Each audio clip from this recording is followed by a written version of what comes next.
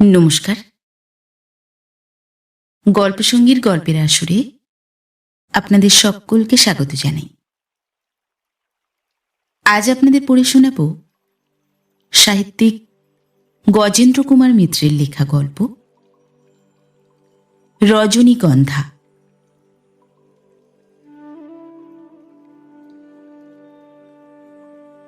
বসন্তপুরের আখড়ার পদ্মাবষ্টমীর নাম জানিত না এরূপ লোক নিকটবর্তী ৭খানা গ্রামে কেহ ছিল না বলিলেই হয়।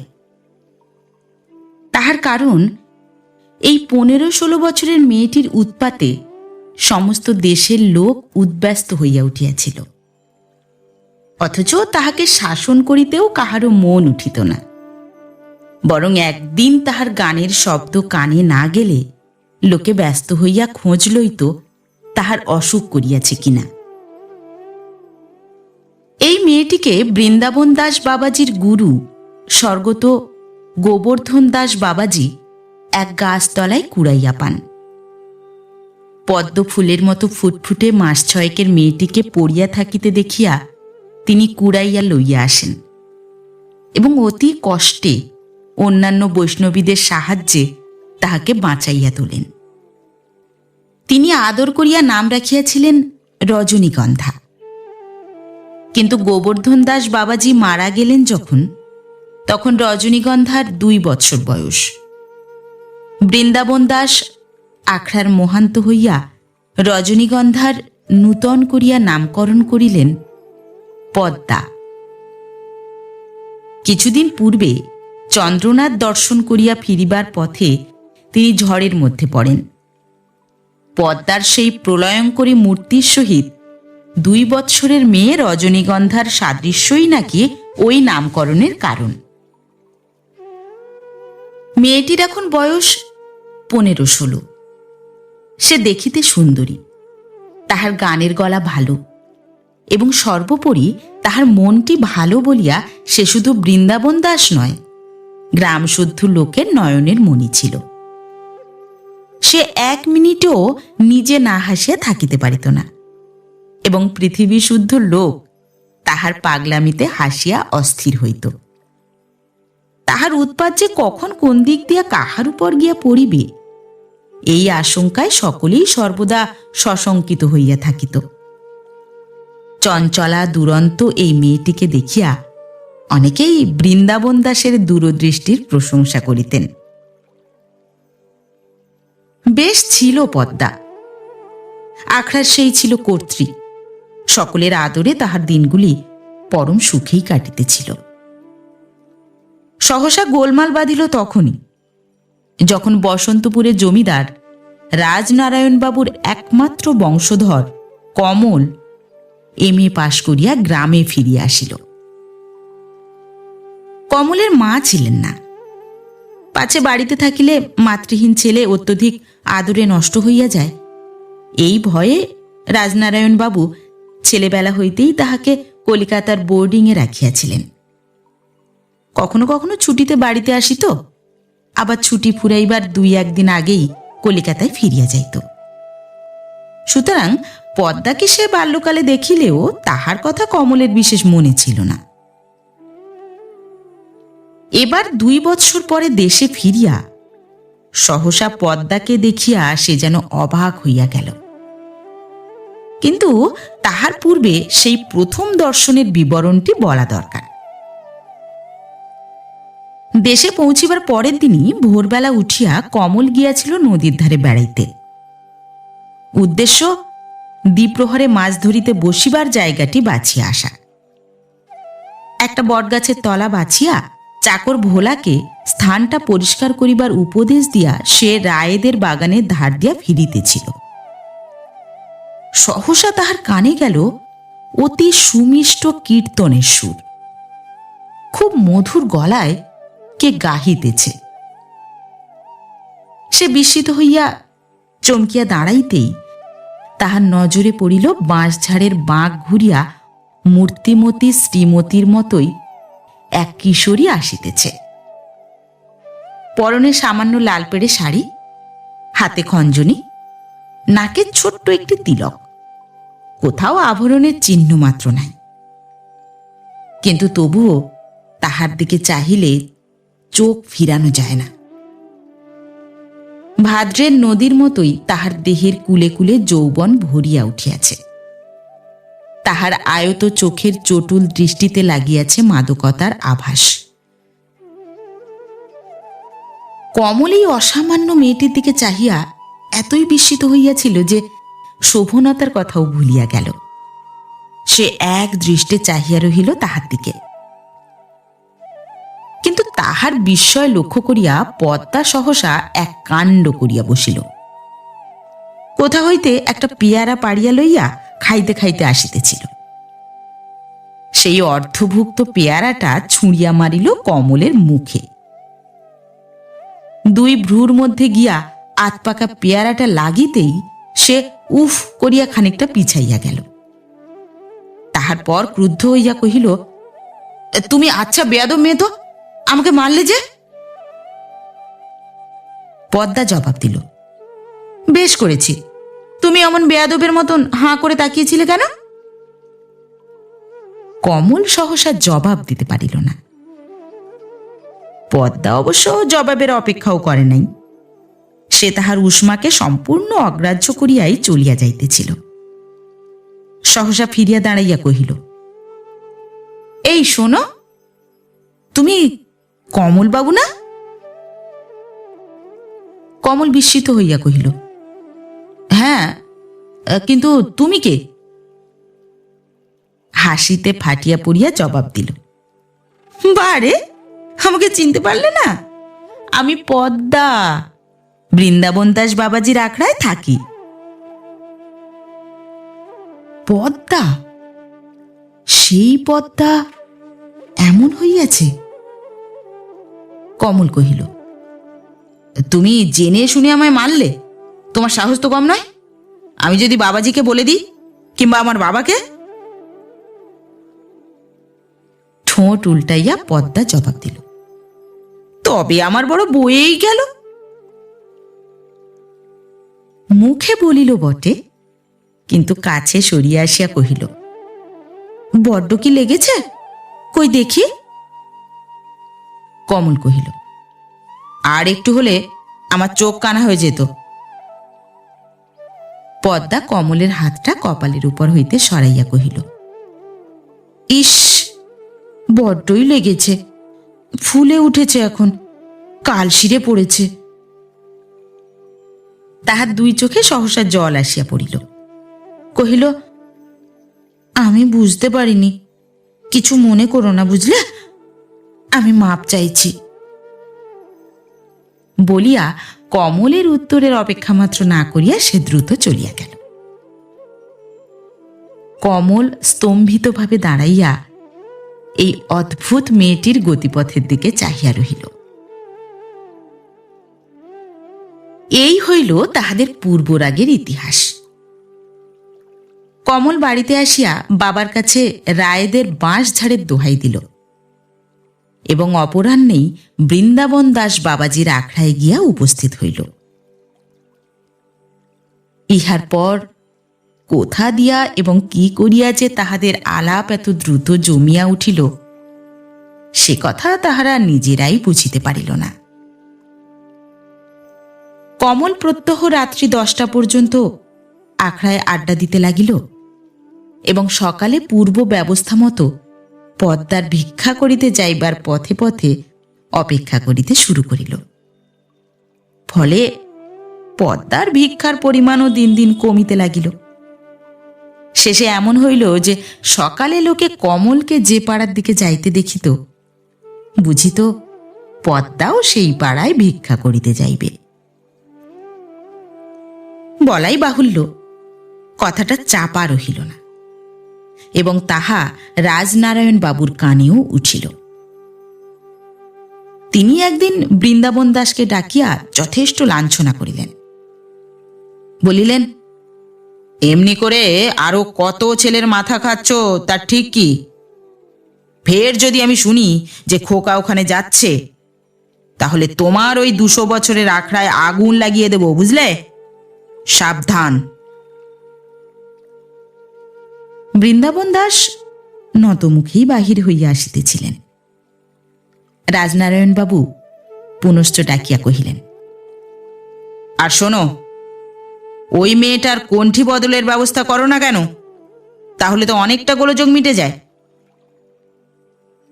বৃন্দাবন কহিলেন, আগে হ্যাঁ, সেই ব্যবস্থাই করব। তাই করো গে, বরং যদি 20-50 খরচ হয় সে আমি দেব, বুঝলে? বৃন্দাবন ঘাড় নাড়িয়া চলিয়া আসিলেন।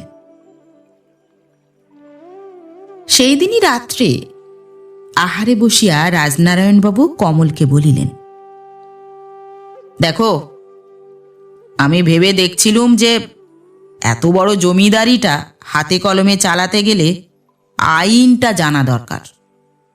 তুমি বরং কলকাতায় গিয়ে ল কলেজে ঢুকে পড়ো। ওখানে ঠাকুরদের ম্যানেজার আমার বন্ধু, ওকেও আমি বলে দেব দুপুরের দিকে গিয়ে জমিদারির কাজ কিছু কিছু শিখবে। সব পেশাই শিখতে হয়, জমিদারি আপনি চলে না।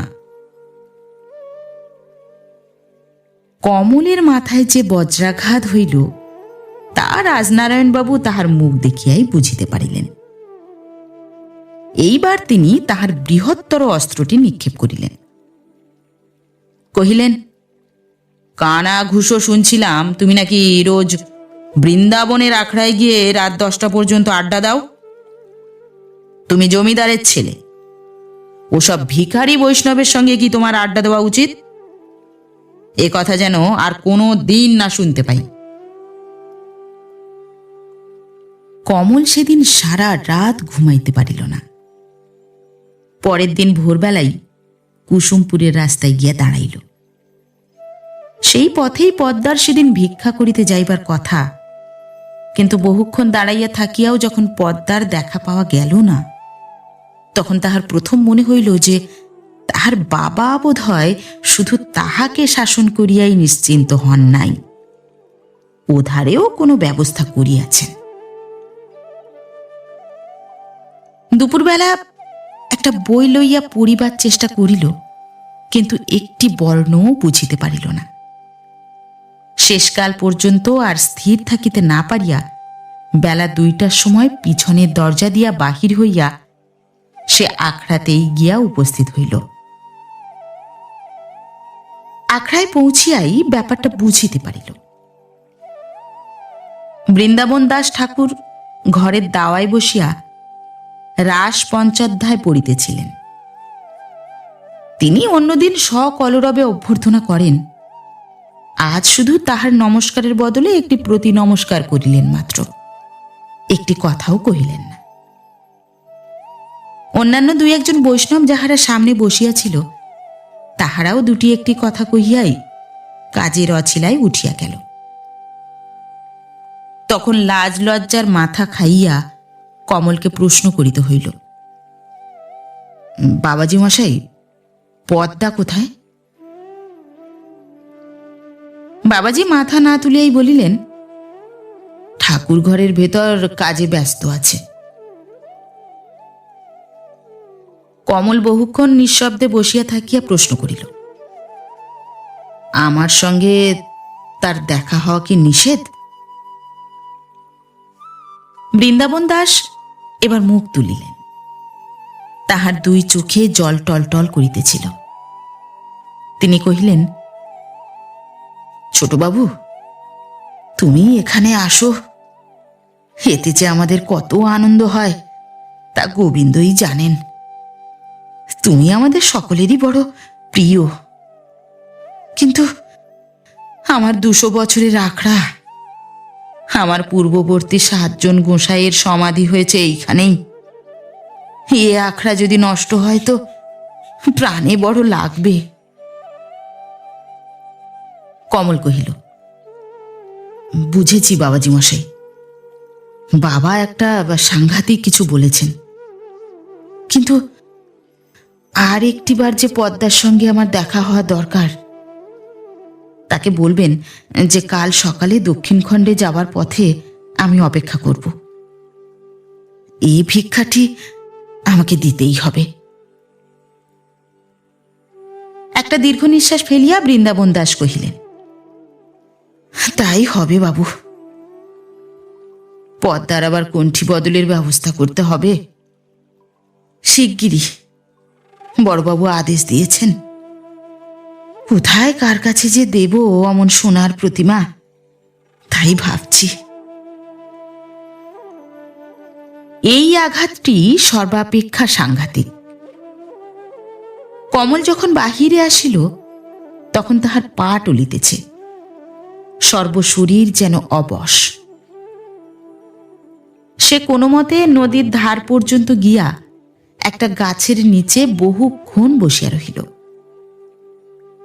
এই গাছের নিচে সে আর পদ্মা কতদিন কত গল্প করিয়াছে, পদ্মা কত গান গাহিয়া তাহাকে শুনাইয়াছে। এই গাছের তলায় প্রতিটি তৃণ সুমধুর স্মৃতি মাখানো। সেইখানে বসিয়া বসিয়া এই সত্যটি সে প্রথম নিশ্চিতভাবে অনুভব করিল যে সে পদ্মাকে ভালোবাসে। পদ্মাকে না পাইলে তাহার সমস্ত জীবন ব্যর্থ হইয়া যাইবে। ঠিক সেই সময় পদ্মাও, চির আনন্দময়ী পদ্মা, বৃন্দাবন দাসের পায়ে মাথা রাখিয়া ফুলিয়া ফুলিয়া কাঁদিতেছিল। বাবাজি মশাই গো, আমি তাহলে বাঁচব না, মরে যাব। পরের দিন সকালে কমলকে বেশিক্ষণ অপেক্ষা করিতে হইল না। ভালো করিয়া সূর্য উঠিবার আগেই পদ্মা আসিয়া দেখা দিল। কিন্তু যে একটি মিনিটও না হাসিয়া থাকিতে পারিত না, আজ তাহারই মুখ আষাঢ়ের মেঘের মতো কালো ও থমথমে।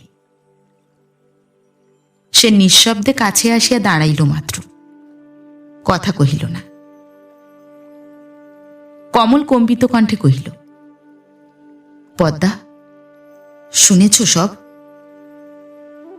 সে কহিল, শুনেছি। কমল কহিল, কিন্তু এ কিছুতেই হতে পারবে না, আমি তোমাকে ছেড়ে থাকতে পারবো না। পদ্মা শুষ্ক কণ্ঠে কহিল,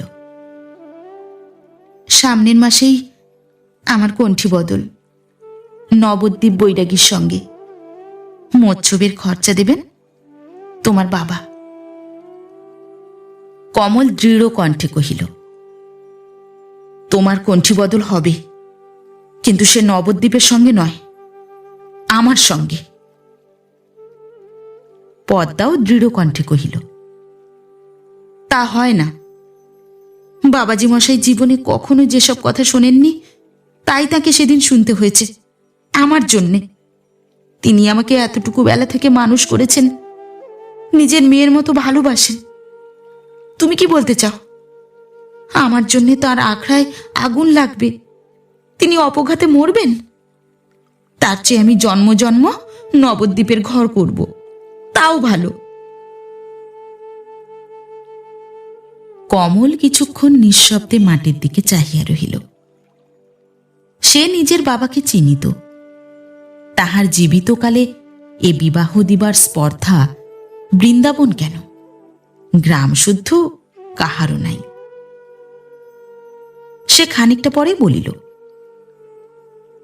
তবে চলো, আমরা আজই কলকাতায় পালিয়ে যাই। সেখানে গিয়ে রেজিস্ট্রি করে বিয়ে হবে আমাদের। পদ্মা স্থির দৃষ্টিতে তাহার মুখের দিকে চাহিয়া কহিল, তারপর খাওয়াবে কি? আজও তো বাবার মাসোহারায় খরচ চলে। আহত স্বরে কমল কহিল, নিজের খরচা চালাবার মতো সামান্য টাকাও কি আমি রোজগার করতে পারি না বলে মনে করো? আমি এমএ পাস তো করেছি। পদ্মা একটু লজ্জিত হইল, অপেক্ষাকৃত শান্ত কণ্ঠে জবাব দিল, কিন্তু তোমার সঙ্গে আমি কলকাতায় পালিয়ে গেলেই কি বাবাজি মশাই নিস্তার পাবেন? না তোমারই এই বৃদ্ধ বয়সে বাবার মনে কষ্ট দেওয়া উচিত? কমল অসহিষ্ণু স্বরে কহিল, ওসব কোনো কথা আমি জানি না। তুমি যদি রাজি না হও পদ্মা, আমি এই মুহূর্তে নদীর জলে ঝাঁপিয়ে পড়ব, তা বলে রাখছি। পদ্মার মুখ এতক্ষণে উজ্জ্বল হইয়া উঠিল, কিন্তু তবু সে কহিল, তুমি ধনীর ছেলে, তুমি লেখাপড়া শিখেছ। আমার মতো জ্ঞাতি গোত্রহীন ভিখিরির সঙ্গে এইভাবে তুমি নিজেকে জড়িয়ে ফেলছ, এতে কি তুমি সুখী হতে পারবে? দুদিন পরে আমায় আপদ বালাই বলে মনে হবে না? কমল অভিমান ক্ষুণ্ণ স্বরে কহিল, বেশ তো, যদি তাই হয়। আমার শান্তির জন্যে, সুখের জন্যে তুমি এইটুকু আশঙ্কাকে দমন করতে পারছো না? পদ্মা এইবার তাহার দুটি হাত ধরিল, কহিল, তুমি যদি এমনভাবে জোর না করতে, তাহলে হয়তো আমাকেই এই নদীর জলে আশ্রয় নিতে হতো। তোমাকে হারিয়ে আমি বেঁচে থাকতুম না কিছুতেই। আমি আর কিছু বলবো না, তোমার যা খুশি তুমি করো।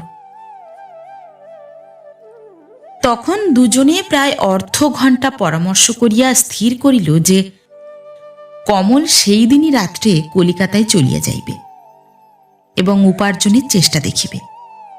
তাহার পর সেখানে একটা বাসা ঠিক করিয়া গোপনে পদ্মাকে লইয়া যাইবে। সেইখানেই বৃন্দাবন দাস বৈষ্ণব মতে তাহাদের বিবাহ দিবেন। বৃন্দাবন দাস আগের দিন পদ্মাকে বলিয়াই দিয়াছিলেন, তুই যাতে সুখী হোস মা, তাই কর। আমার অদৃষ্টে যা আছে তাই হবে। গোবিন্দের মন্দির, তিনি পারেন রক্ষা করবেন, নইলে নষ্ট হয় তাও ভালো। কমল দুপুরবেলা খাইতে বসিয়া রাজনারায়ণ বাবুকে জানাইল, আমি আজই সন্ধ্যার ট্রেনে কলকাতায় যাব বাবা। বিস্মিত হইয়া রাজনারায়ণ বাবু কহিলেন, আজই কেন? কমল জবাব দিল, ল কলেজে যদি অ্যাডমিশন নিতেই হয়, অনর্থক গড়িমসি করে লাভ কি?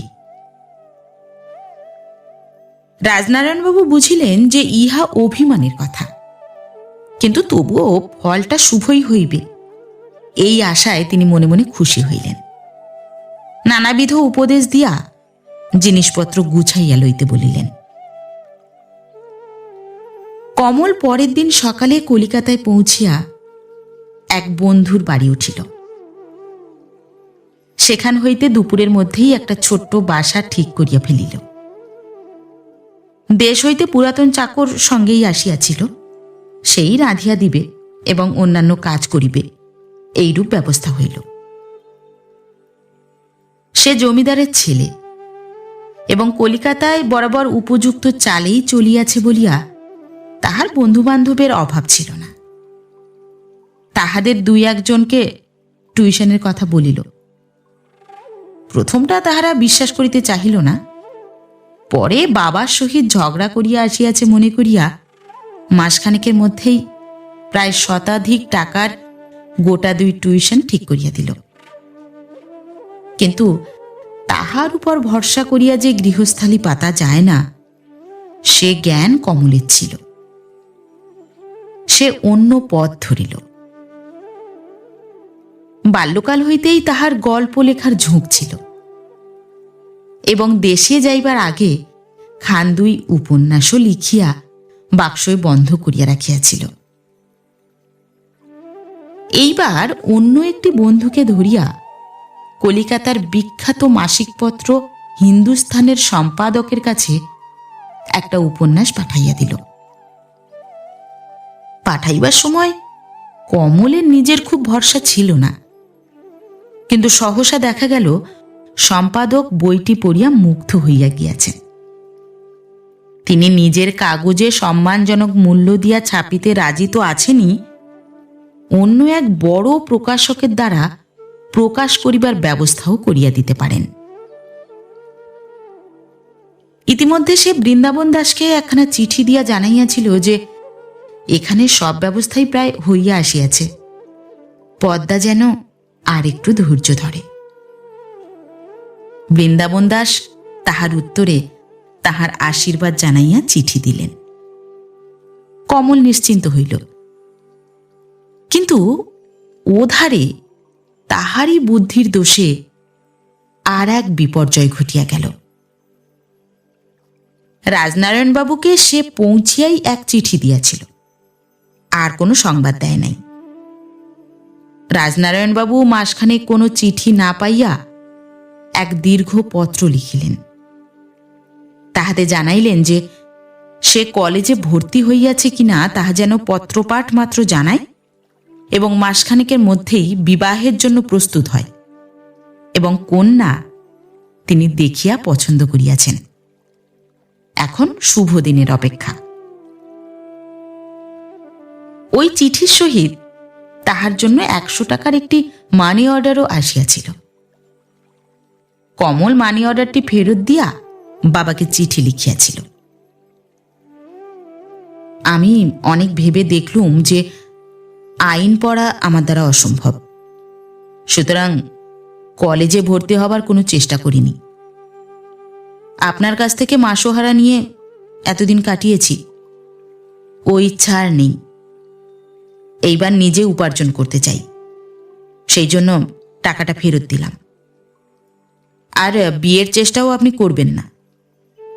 যার সঙ্গে আমার সারা জীবন কাটাতে হবে তাকে আমি নিজেই বেছে নিতে চাই। আমাকে ক্ষমা করবেন। রাজনারায়ণবাবু চিঠি পড়িয়া প্রথমটা স্তম্ভিত হইয়া গেলেন। কমলের যে এত দূর স্পর্ধা হইতে পারে তাহা তাহার স্বপ্নেরও অগোচর। তাহার সমস্ত রাগ গিয়া পড়িল পদ্মা ও বৃন্দাবন দাসের উপর। তিনি তাহাদের উপর প্রতিশোধ লইবার সংকল্প করিলেন। এমন প্রতিশোধ লইতে হইবে যাহাতে কুকুর চিরকালের জন্য মরে, কিন্তু তাহার হাঁড়ি ও লাঠি দুই বজায় থাকে। পাশের গ্রামে জমিদার তাহার বাল্যবন্ধু। মদ্যপ, লম্পট ও দুর্দান্ত বলিয়াই তিনি সকলের নিকট পরিচিত। তাহারই সঙ্গে রাজনারায়ণবাবু গোপনে দেখা করিলেন এবং কি একটা বন্দোবস্তের মূল্যস্বরূপ 100 টাকার খান তিনেক নোট তাহার হাতে দিয়া আসিলেন। সেই দিনই শেষ রাত্রে হৈ হৈ করিয়া বসন্তপুরের আখড়ায় ডাকাত পড়িল। নিরীহ বৈষ্ণবদের মারিয়া আখড়ায় আগুন ধরাইয়া শেষ পর্যন্ত পদ্মাকে লইয়া তাহারা চলিয়া গেল। গ্রামের কোনো লোক ভয়ে বাধা দিবার চেষ্টা করিল না। গোবিন্দের পাষাণ মূর্তিও স্থির হইয়াই এই অত্যাচার দেখিল, কোনরূপ প্রতিকার করিতে পারিল না। পদ্মা একা অতগুলি লাঠিয়ালের সহিত না পারিলেও সে প্রাণপণে জুঝিয়াছিল। অবশ্য রাখালবাবু পদ্মার রূপের খ্যাতি শুনিয়া নিষেধ করিয়াছিলেন বলিয়া তাহাকে কেহ জখম করে নাই। কিন্তু যখন লাঠিয়ালের দল নদীর ধারের বাগান বাড়ির দোতলার ঘরে তাহাকে লইয়া গিয়া ফেলিল, তখন সে মূর্ছিতা হইয়া পড়িয়াছে। তাহার দেহের দিকে চাহিয়া রাখালবাবুর মদনমত্ত দৃষ্টি জ্বলিয়া উঠিল। তিনি ইঙ্গিতে সমস্ত অনুচরদের ঘর হইতে বাহির করিয়া দিয়া পদ্মার অচৈতন্য দেহই নিজের দিকে টানিয়া লইলেন। ঠিক সেই মুহূর্তে পদ্মার সম্বিত ফিরিয়া আসিল। তৎক্ষণাৎ নিজের অবস্থা বুঝিতে পারিয়া সে বিদ্যুৎ গতিতে রাখালের হাত ছাড়াইয়া বারান্দায় গিয়া পড়িল এবং কোনো প্রকার অগ্রপশ্চাৎ বিবেচনা না করিয়াই ঝাঁপ দিয়া পড়িল নিচে নদীর জলে। এরকম সর্বনাশের চেয়ে যে কোনো প্রকার মৃত্যুই ভালো, এই ছিল তাহার চিন্তা। তখন পরিপূর্ণ জোয়ারে নদী কূলে কূলে ভরা। রাখালবাবু প্রকৃতস্থ হইয়া লোকজন ডাকিয়া যখন খুঁজিতে গেলেন, তখন পদ্মার আর চিহ্নমাত্রও পাওয়া গেল না। বহুক্ষণ খোঁজ করিয়া সকলে স্থির করিল যে পদ্মা ডুবিয়া গিয়াছে। পরের দিন বৃন্দাবন দাস কমলকে চিঠি লিখিয়া নিজেদের লাঞ্ছনা ও দুর্দশা এবং পদ্মার শোচনীয় পরিণামের কথা জানাইলেন। সর্বশেষে লিখিলেন, সে যে নিজের চরম সর্বনাশ ঘটতে দেওয়ার আগে এমন অবলীলাক্রমে মৃত্যুকে বেছে নিতে পেরেছে, এইতেই মনে হচ্ছে যে সে তোমার অনুপযুক্ত সঙ্গিনী হতো না। কিন্তু গোবিন্দের ইচ্ছা যা আছে তাই হবে। আমরা শুধু তার হাতের ক্রীড়নক বই তো নই। কমল সংবাদ পাইয়াই দেশে চলিয়া আসিল, কিন্তু নিজের বাড়িতে গেল না। চারিপাশের গ্রামে 2 দিন ধরিয়া যত রকমের সম্ভব পদ্মার খোঁজ করিল। তারপর কোনো মতে অবসন্ন দেহ ও মনটাকে টানিয়া লইয়া কলিকাতায় ফিরিয়া গেল। বাবাকে চিঠি লিখিল, আজ থেকে আমাদের মধ্যেকার সম্পর্ক ঘুচে গেল, কিন্তু ভগবান জানেন তার জন্য আমি দায়ী নই। আমার যে সর্বনাশ করলেন আমি তা ক্ষমা করলুম, তবে আপনি ঈশ্বরের মার্জনা পাবেন কি? কমল কিন্তু সহজে হাল ছাড়িল না। ইংরেজি বাংলা কাগজে পদ্মার বর্ণনা দিয়া বিজ্ঞাপন দিল এবং আখড়া পুনর্নির্মাণের জন্য বৃন্দাবন দাসকে 100 টাকা মানি অর্ডার করিয়া কুপনে লিখিয়া দিল, পদ্মার খোঁজ ছাড়বেন না, খরচ যা লাগে আমি দেব।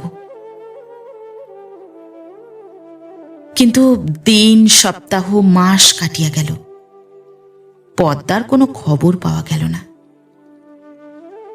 এধারে কমলের সাহিত্যিক খ্যাতি হু হু করিয়া বাড়িয়া চলিয়াছে। যশের নেশায় সে ক্রমে ক্রমে ওই নিদারুণ আঘাতও সামলাইয়া লইল। ক্রমশ আরো যশ, আরো অর্থ, বন্ধু বান্ধব, বান্ধবী ও ভক্তের সংখ্যা বাড়িয়া উঠিল।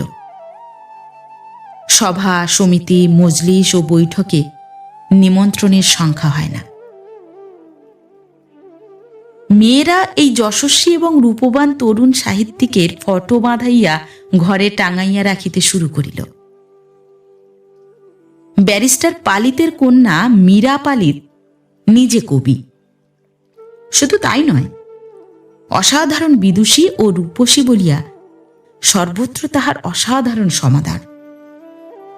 সেই মীরাই উচ্চ সমাজে অক্লান্তভাবে কমলের কথা বলিয়া বেড়াইতে লাগিল। আলাপে, আলোচনায়, স্তুতিতে তাহার মনে নব প্রেরণা দিল। স্পষ্টই নিজের হীনতা স্বীকার করিয়া তাহাকে গুরুত্বে বরণ করিল। যদিও কমল তাহাকে বন্ধুরূপেই দেখিত, তবু রূপসী ও বিদুষী মেয়ের স্তুতিতে মাদকতা আছে বৈকি। এইভাবে সাফল্যের অসাধারণ ঘূর্ণাবর্তে বেচারি পদ্মার স্মৃতি কোথায় তলাইয়া যাইবে, ইহাই তো স্বাভাবিক। নদীর জলে পড়িয়াই পদ্মা প্রথমটা খরস্রোতে বহু দূরে চলিয়া গিয়াছিল। তারপর প্রাণপণে চেষ্টা করিয়া যখন সে কূলে পৌঁছিল, তখন 2খানি গ্রাম পার হইয়া একেবারে বীজ গায়ে আসিয়া পড়িয়াছে। তবে ডাঙায় উঠিয়াই সে অপরিসীম শ্রান্তিতে অজ্ঞান হইয়া পড়িল। তখন সকাল হইয়াছে। বীজগাঁয়ের বৃদ্ধ বিপিন মোড়ল পদ্মাকে চিনিত এবং ভালোবাসিত। সে স্নান করিতে আসিয়া চমকিয়া উঠিল। আত্মহত্যার ব্যাপার মনে করিয়া স্ত্রীকে ডাকিয়া পদ্মাকে ঘরে লইয়া গেল। কিন্তু পদ্মার তখনই জ্ঞান হইল না। সেই মূর্ছা ভাঙিবার সঙ্গে সঙ্গে প্রবল জ্বর ও বিকার দেখা দিল। বিপিন বৃন্দাবনকেই সংবাদ দিত, কিন্তু পরের দিন সকালে রাখালবাবুর বিবরণ শুনিয়া পদ্মার সর্বনাশের ভয়ে সে কাহাকেও কোনো কথা জানাইল না। কোনো মতে সেবা শুশ্রূষা করিয়া পদ্মাকে বাঁচাইয়া তুলিল। পদ্মা যখন সুস্থ হইয়া উঠিল তখন 2 মাস কাটিয়া গিয়াছে। পদ্মার হাতে এক কপর্দকও নাই। বসন্তপুরে ফিরিতেও তাহার ভরসা হইল না। সে বিপিনকে জানাইল যে কমলের কাছেই যাইবে। বলিল, ভয় কি, বৈষ্ণবের মেয়ে, নাম গাইতে গাইতে হেঁটে কলকাতায় পৌঁছাব। বিপিন প্রশ্ন করিল, কিন্তু ছোটবাবুর ঠিকানা জানো তুমি? পদ্মা কহিল, না, সে বাবাজি মশাই জানেন শুধু, কিন্তু তার কাছে গিয়ে তাকে বিব্রত করতে চাই না। কলকাতায় গিয়ে খুঁজে নিতে আর পারবো না? খুব পারব। বিপিন আর পদ্মা কেহই কলিকাতা দেখে নাই, সুতরাং তাহাদের কাছে কথাটা এমন কিছু অবিশ্বাস্য বলিয়া বোধ হইল না। কিন্তু দিন 15 পরে ভিক্ষা করিতে করিতে যখন সে কলিকাতায় গিয়া পৌঁছিল তখন তাহার বুক শুকাইয়া উঠিল। বহু লোকের দৃষ্টি এড়াইয়া, বহু অসৎ লোকের কবল হইতে মুক্ত হইয়া সে গৌরী ও মঠে আশ্রয় লইল এবং নিত্য উৎসুক চোখ মেলিয়া কলিকাতার পথে পথে ঘুরিয়া বেড়াইতে লাগিল। কিন্তু সহস্র চেষ্টাতেও কোথাও কমলের সন্ধান মিলিল না। ইতিমধ্যে মীরা পালিতের অনুরোধে কমল একটি নাটক লিখিয়াছিল। মীরারই বাবার চেষ্টায় কলিকাতার একটি বড় থিয়েটারে তাহা অভিনয়েরও ব্যবস্থা হইল। মাস 6 পরে তাহারই উদ্বোধন রজনীর দিন সকালে একটা পোস্টার দেখিয়া পদ্মা চমকিয়া উঠিল। যশস্বী তরুণ সাহিত্যিক কমল কৃষ্ণ রায়ের নূতন নাটক।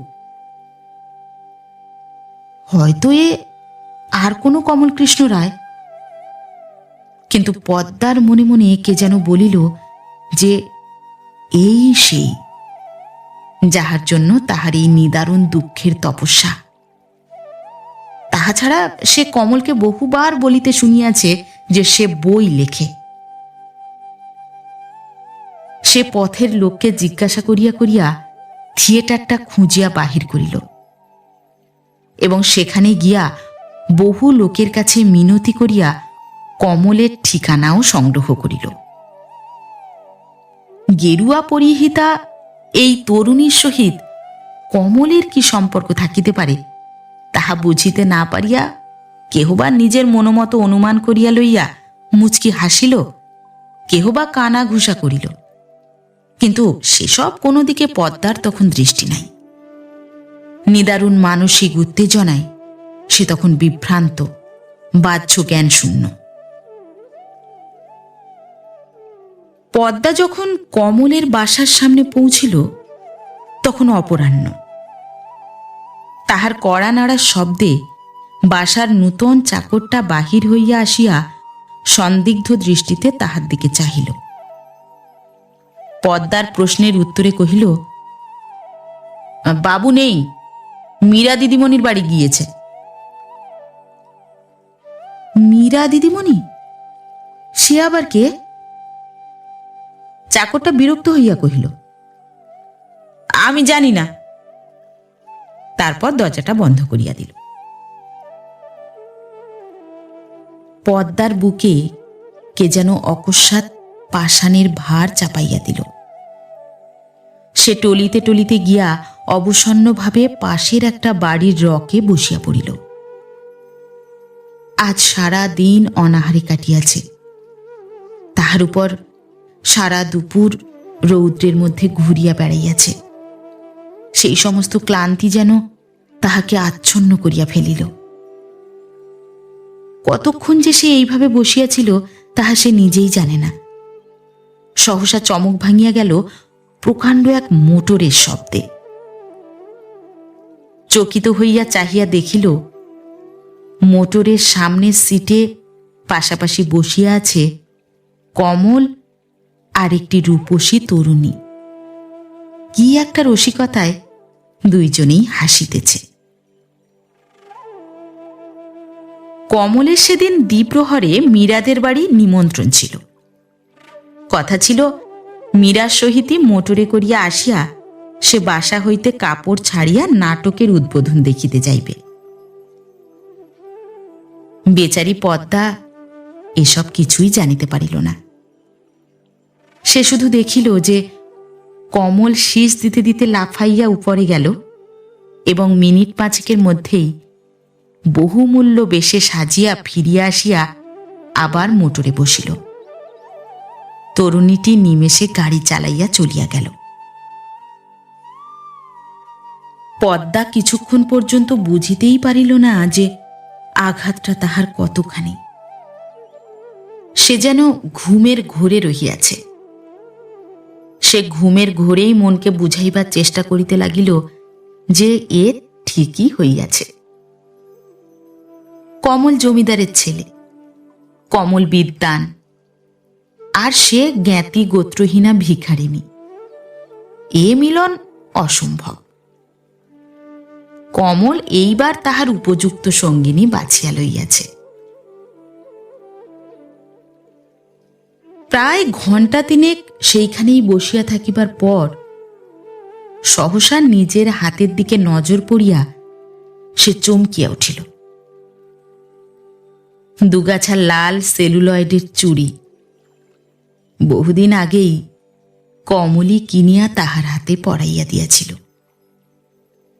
সেই দুগাছি আভরণ সে সযত্নে এতদিন রক্ষা করিয়াছে। আর রাখার প্রয়োজন নাই মনে করিয়া আস্তে আস্তে সে চুড়ি দুগাছি খুলিয়া ফেলিল। তাহার পর কমলের সদরের সামনে রাখিয়া দিয়া সেইরূপ অভিভূতের মতোই একদিকে যাত্রা করিল। থিয়েটারের অসামান্য সাফল্যের পর ফিরিতে ফিরিতে মীরা জিজ্ঞাসা করিল, আচ্ছা, নাটক উৎসর্গ করেছেন আমার পদ্মাকে দিলাম, এ পদ্মাটিকে? কমলের মনে হইল যে সমস্ত আনন্দ যেন নিমেষে মরিয়া গেল। সে কিছুক্ষণ চুপ করিয়া একটা দীর্ঘ নিঃশ্বাস ফেলিয়া বলিল, সে অনেক কথা মিস বালিত, অন্য একদিন বলবো। মীরা তাহাকে নামাইয়া দিয়া চলিয়া গেল। কমল সদরের সামনে আসিয়া কড়া নাড়িতে যাইবে এমন সময় তাহার পায়ে ঠেকিল ওই চুড়ি দুগাছি। অন্য সময় হইলে সে হয়তো অত লক্ষ্যই করিত না, কিন্তু সেদিন সহসা নিচের দিকে চাহিয়া চমকিয়া উঠিল। চুড়ি দুগাছি তুলিয়া লইয়া পাগলের মতো চলিল গ্যাসের আলোর কাছে, এবং চিনিতেও এক মুহূর্ত দেরি হইল না। এ চুড়ির প্রতিটি অণু তাহার পরিচিত। ততক্ষণে চাকর দ্বার খুলিয়াছে। তাহাকে আসিয়া প্রশ্ন করিল, কে এসেছিল, শিগগির বলো। চাকর হতভম্ব হইয়া কহিল, কই, কেউ তো না। হ্যাঁ হ্যাঁ, একটি মেয়ে এসেছিল, আপনাকে খুঁজছিল। অসহিষ্ণুভাবে কমল কহিল, কোথায় গিয়েছে সেই মেয়েটি? কোন দিকে গিয়েছে? চাকর কহিল, আমি কি জানি কোন দিকে গিয়েছে। কমল সহসা ঠাস করিয়া তাহার গালে একটা চড় বসাইয়া দিল। তাহার পর 3 লাফে উপরে গিয়া বাক্স খুলিয়া যতগুলি টাকা ছিল বাহির করিয়া লইয়া আবার ছুটিয়া বাহির হইল রাস্তায়। প্রথম খানিকটা ছুটিয়াই চলিল, পরে সৌভাগ্যক্রমে একটা খালি ট্যাক্সি পাইল। ট্যাক্সিওয়ালার হাতে প্রথমেই একটা 10 টাকার নোট গুঁজিয়া দিয়া তাহাকে ঊর্ধ্বশ্বাসে চালাইতে বলিল থানায়। থানায় রাত্রে যে দারোগাবাবু চার্জে ছিলেন তাহাকে সংক্ষেপে পদ্মার বর্ণনা ও নিজের পরিচয় দিয়া এক মুঠা নোট বাহির করিয়া তাহার সামনে রাখিল।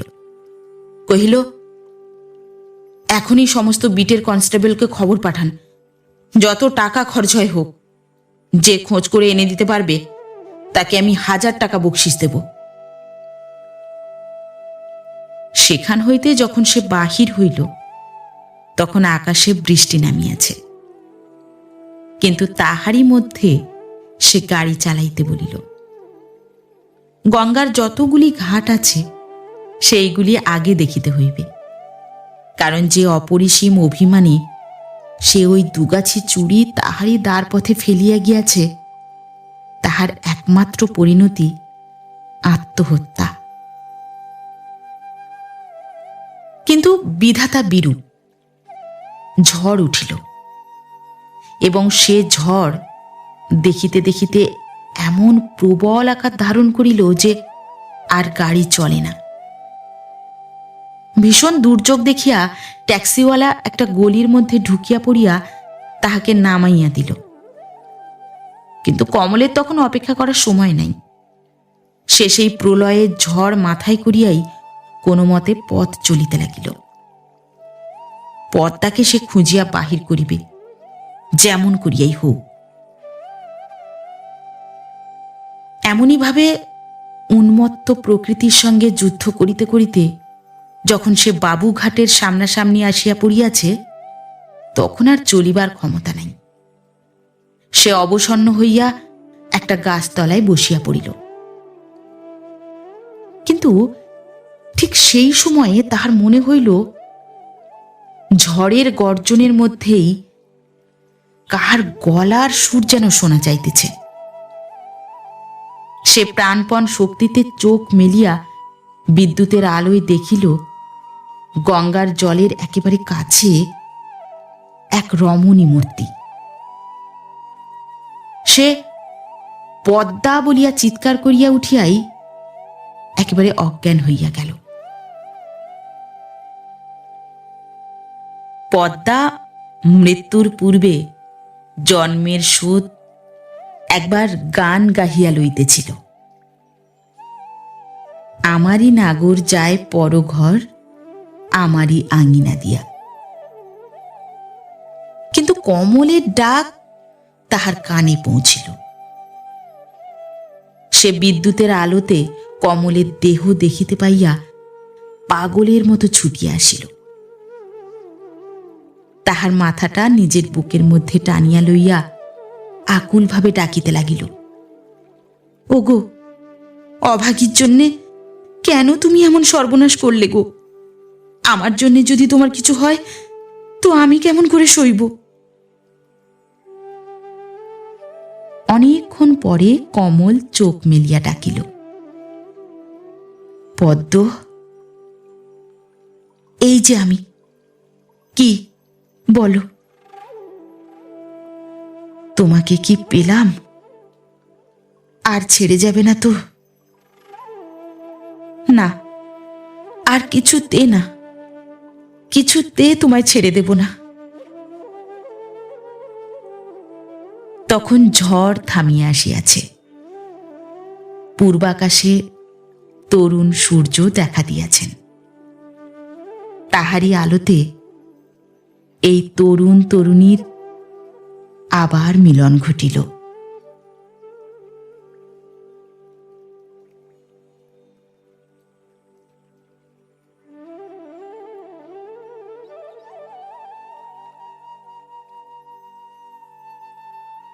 নমস্কার। নতুন একটি গল্প নিয়ে খুব শিগগির ফিরে আসছি। ততক্ষণ সবাই ভালো থাকবেন, সুস্থ থাকবেন। গল্প পাঠ কেমন লাগলো অবশ্যই কমেন্ট করে জানাবেন এবং ভিন্ন ভিন্ন স্বাদের অডিও স্টোরি শোনার জন্য অবশ্যই চ্যানেলটি সাবস্ক্রাইব করবেন। ধন্যবাদ।